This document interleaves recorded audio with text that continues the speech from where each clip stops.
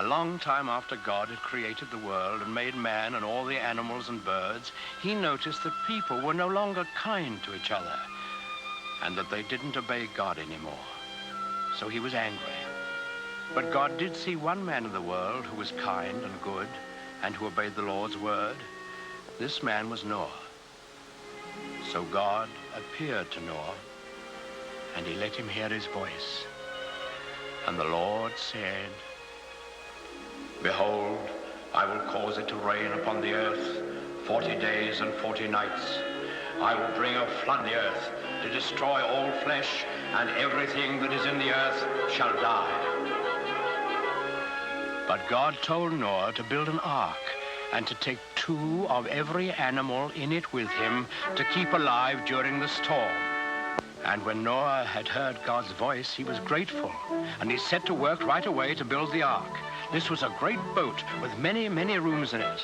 When Noah finally finished it, he went out into the fields and woods, for he had to talk to all kinds of animals and birds. He talked to the lion and the wild horses. He talked to the pigs in the barnyard and the elephants in the jungle and the cute little kittens in his own house. Noah talked to all the animals on the face of the earth, even to the doves, cooing in their nests.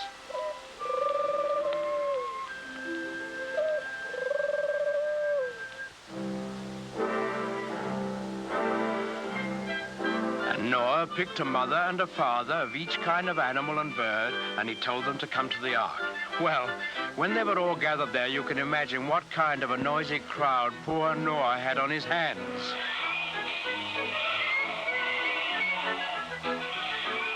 What with lions roaring and pigs squealing and monkeys chattering and hyenas laughing, well, it must have been noisier than a crowd of children on the annual Sunday school excursion. But Noah was wise and gentle, and he understood about animals, so he got them lined up in a long row, 2 by 2, and then he started them up and into the ark through the big door in the side. The bees were the last to go in, because bees have a stinger in their tails, and no animal wanted to get in line behind them. Noah stored food in the boat and then saw that his wife and his sons and their wives were safely inside. Then he shut the big door behind him and he bolted it so that no one could get. Then there was a flash of lightning and the thunder roared as it never had before. Big black clouds hid the sun so that it was almost as dark as night. And out of those clouds came the greatest rain the world has ever known. It lasted for 40 days and 40 nights, as God had promised Noah. All the land was covered with water, and not a house or a living thing remained anywhere.